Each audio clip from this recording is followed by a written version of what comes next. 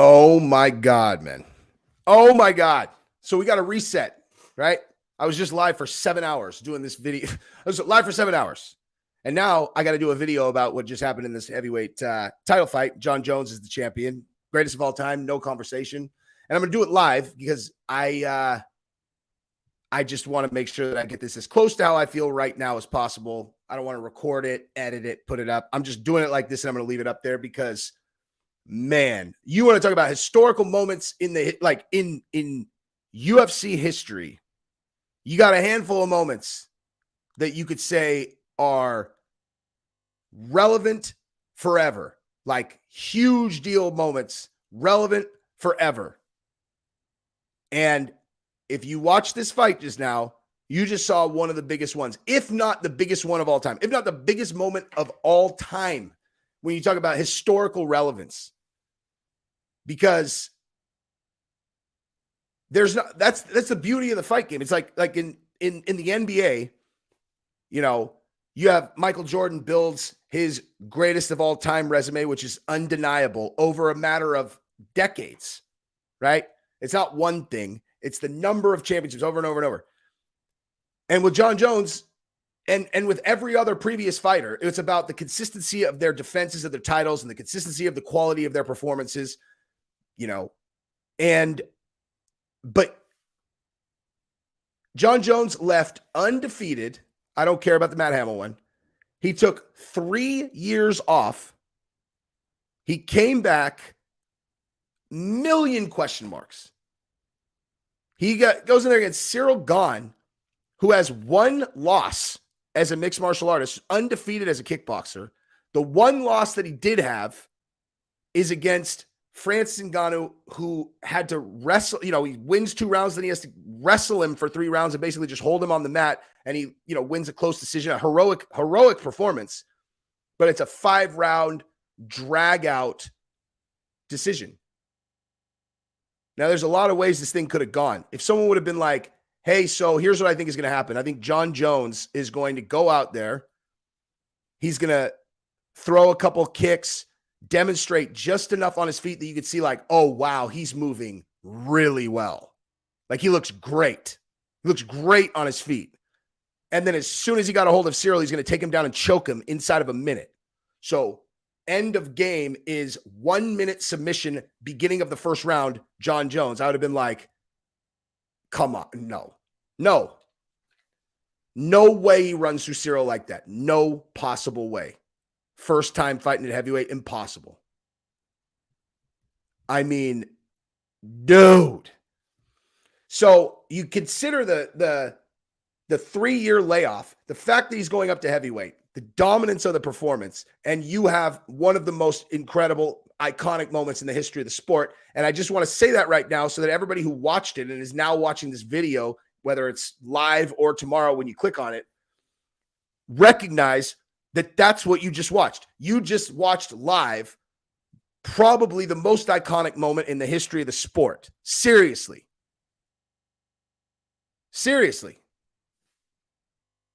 You're going to have a hard time convincing me, right? I mean, you know, there's always recency bias, but that like you have a hard time convincing me that there's a compelling other moment that should top the solidification of the GOAT in such impressive and absolutely no question fashion. Now, let's talk about all the other stuff though, because now Stipe, when I started recording this, I was watching Stipe respond to Megan O'Leary. She's like, so Stipe, Jon Jones just called you out to fight at International Fight Week. And what do you have to say? And Stipe's like, oh, well, he won. I mean, good for him. It's like, oh my God, man. What they should do with Stipe, honestly, is they should just go, listen, guys, this one time, let's just make the guy a complete mystery. Let's never once ever let him speak on camera ever. Like, just do not put a microphone in front of him. Don't ever let him talk, because the way that he fights, the way that he looks, the fact that he's a firefighter, the mystery would make him so much more marketable. It's like it's painful, man. As much as he is probably, at least at this point, arguably the greatest heavyweight of all time in the UFC, I think that's going to be very short-lived here, because I think Jon Jones is going to very easily overtake that. because who's going to beat him? But you take how impressive he's been in the octagon, and then it's like most impressive and literally the worst talker on the microphone in the history of the sport. But I'm not saying he's scared, dude. I am not saying that Stipe's scared at all. I'm saying he is literally cursed on the microphone. If I'm gifted on the microphone, Conor McGregor's gifted on the microphone, Stipe's cursed. It's like, man, that guy couldn't sell a ticket to he couldn't sell a free ticket to a Jon Jones fight to a lifelong UFC fan. Anyway, so that fight's going to happen. I expect Jon Jones to beat the living shit out of Stipe. I don't see any possible way Stipe wins that fight after that performance. A 40-year-old Stipe that's been off since getting starched by how does he win? How on earth does he win? He's going to quickly close distance, going to knock Jon out with a punch? How does he possibly win? Now, Francis is a whole other conversation, and it's a big conversation to have. Right?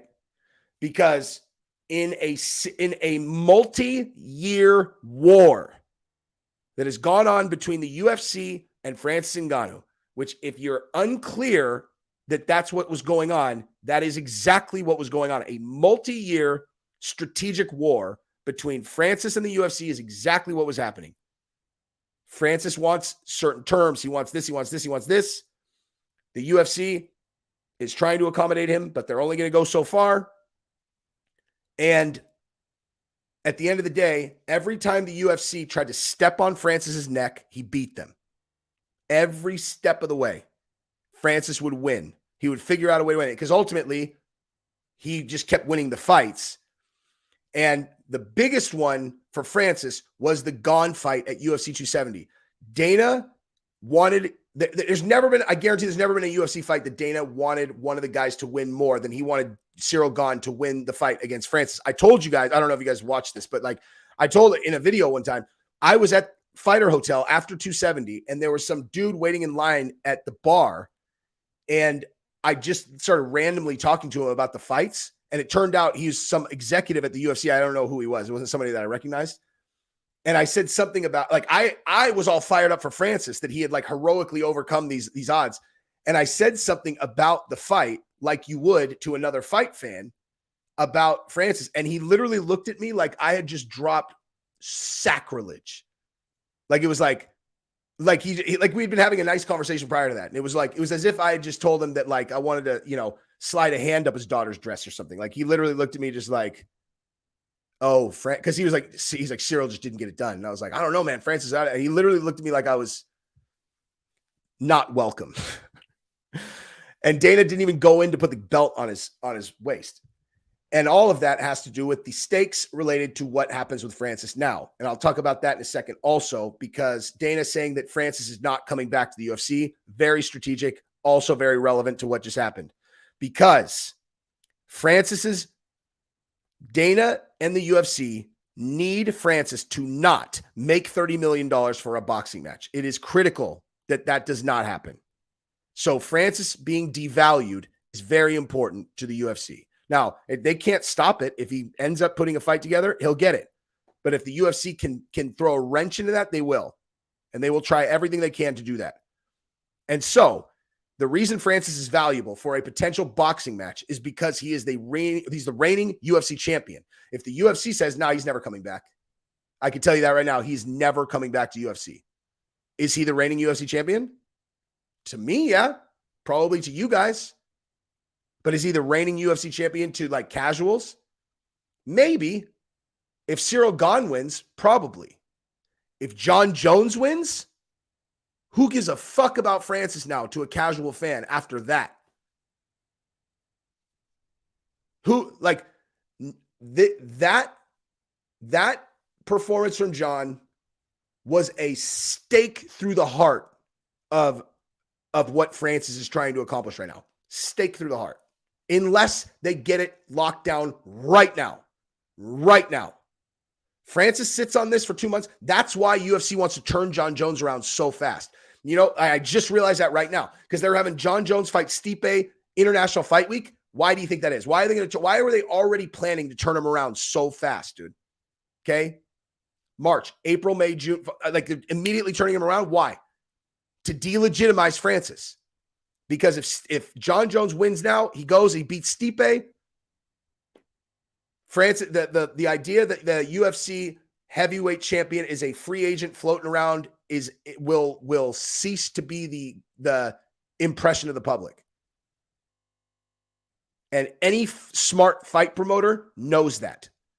And so, if Francis is dilly-dallying around right now and he is not frantically working with a team to get that fucking bout on paper, signed, sealed, delivered immediately, then he is drastically overestimating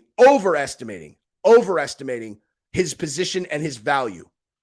It needs to happen right now. And if anybody is going to tell me that I don't understand this part of the game, you're wrong. I can promise you you're wrong. I can absolutely promise you that you're wrong.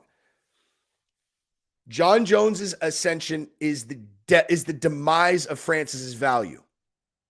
He's got to go now. And the other thing too, though, is if Francis gets this going right now, not only does that save him and save this payday that he's trying to get, it also sets up the future bout between him and Jon Jones, which the UFC will not have any choice but to put on if Francis wants to come back and do a super fight with him after he does the boxing match.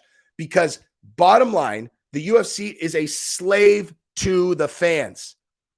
A slave to the fans. And I mean that not like, oh, the fans are, it's what's their business? It's giving the fans the fight that they want. And at heavyweight, once Jon Jones dispatches of Stipe, which he absolutely will do for sure, at that point, it's like, oh, who are we lining up next for Jon? He's in the same position that he was in when he was at light heavyweight. There were no more contenders if it's not Francis. You know? Like, yeah, Pavlovich is nasty and super scary, but he doesn't have any name. He has no brand recognition. Pavlovich, sweet, dude. That'll be a huge blockbuster pay-per-view, you know, with him as the B-side. Like, even Aspinall, he gets a win, come back. Like, that is peanuts compared to a Jon Jones who has defended against the returning champion, scariest man to ever get in there, Francis Ngannou. That fight will do gangbusters numbers, and there is absolutely no way that Dana will leave that fight on the table if Francis wants to come back. The reason they're saying it now is they're trying to devalue him in the market in the current situation, and they are protecting themselves against Francis not wanting to come back so that they can make it look like it is them keeping him out. Plain and simple. Jon Jones just made Gane look like he should have been in PFL. Straight up. If you guys were watching my live stream, I had no idea what to expect. I was like, I have no idea what to expect right now. None. I have no idea what to expect from this fight. None. You got Jon Jones. His body looks like he's not on roids. That's kind of all you could say. You're like, I don't know. Is he still going to move well? You haven't seen him in 3 years. His last few fights were lackluster. You know, I said earlier, like in a fight earlier, or in a video earlier, I said his last 3 opponents had a combined record of 1-11 in their post. And it's because I mixed up Anthony and Gustafsson. I thought it went Anthony, then Gustafsson, it went Gustafsson, then Anthony, whatever. But in his last 2 opponents, Reyes and Thiago Santos, they went a combined 1-7 after those, and he won both by split decision. And now he's going up to fight at heavyweight, and he hasn't fought in 3 years. He's gonna submit Cyril Gane in 1 minute. Fuck you. No way. No fucking way. And now you just find yourself at a place where it's like, listen to the experts, dude. Triple C and Chael said he's better now. They said he's better. And they were right. And at heavyweight, there's nobody. There's nobody, dude. There's nobody. And he gets on the mic. He drops a Jesus talk. And then his fiance comes in. They've reconciled. He thanks his kids. I hope more than anything in the world that he's not boozing. He's keeping it together. I mean, I don't even care if he boozes as long as he, can do it under control like a normal person, but it doesn't seem like that, historically has been the case. But he's got his life back together. He's back on top of the world. He's the GOAT. Don't fuck it up. You know what I mean? Don't fuck it up. And in keeping with that particular topic, one last time, we're just going to go ahead and watch this. Now, the first time you did Turinabol, what was that like? Remember this overwhelming feeling of that it was for me. Jon, you're one of the most prolific partiers in the history of professional sports. Would you agree the earth has never seen your equal when it comes to pounding booze and blow and still performing at a high level athletically? I have no doubt. How'd you do it back then? Balance both your desire to crush strange booty after drinking a pint of vodka with your desire to remain a world champion. It's what makes me work my ass off. You crush more pussy than any combat sports athlete in history. You popped hot multiple times from blow. Clearly your methods worked because you remained world champion. Did you ever find yourself getting bored smashing so much groupie strange? No. So every night you found a ready and willing groupie to be your blow-up doll for the night. Were there ever any nights where you found yourself not performing at your best? Did I have months where I wasn't performing well? Yeah, that happens. And that's when the dick pills came in the picture. No doubt. So let's play a thought exercise. It's 2015. You've drank a 12-pack of some fancy IPA. You've mixed in 8 shots of Tito's.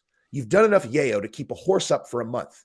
You got a championship fight in a week, and you got a girl spread out on your bed when you realize, oh no, Jon Jr. not ready for prime time right now. What do you do? I don't even know what I'm gonna do. Just wanted to be at my best. Which is when it's Viagra time, am I right? Now, what do you tell the girl when you excuse yourself? I mean, returning as the same Jon Jones, I believe that I'll return a much better version of my old self. Now, I bet you did exactly that. Were you ever concerned that if you let loose on one of these girls with your chemically enhanced unit, that you might rupture her internal organs and send her to the hospital? Yeah, that happens. Yikes. Let's move along to the next topic. Yeah. I worked way too fucking hard on that video to not show it 100 times. Anyway, so I just want to say that I am happy for Jon Jones. The fact that he was where he was before, and I mean, dude, this guy was in a bad spot, dude. He was in a bad spot. And look at what he did. Look at what he did. He's the heavyweight champion. He won in a minute. Francis, if Francis is not tripping right now, he doesn't understand. He doesn't understand the situation he's in. Dude, Jon Jones is the GOAT without, I mean, there's no conversation. There's no conversation. GSP had multiple losses in the UFC. End of story. Like GSP had a very, very similar, end of his career where he took time off, then he came back, he fought against Bisping, and he won, and then he retired. Cool. But he had multiple losses. Jon Jones has no losses, none. And he's going to defend the title and go on, so forth. Man, he's impressive, dude. Anyway, I'm happy for him.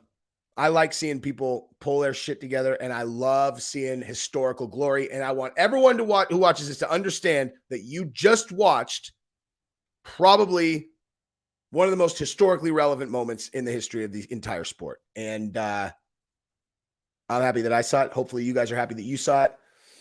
Now I'm going to go to sleep because I was talking for 7.5 hours. I love you guys. Thank you. Subscribe to the channel, please, if you have not. And share this with your friends. Peace in the Middle East.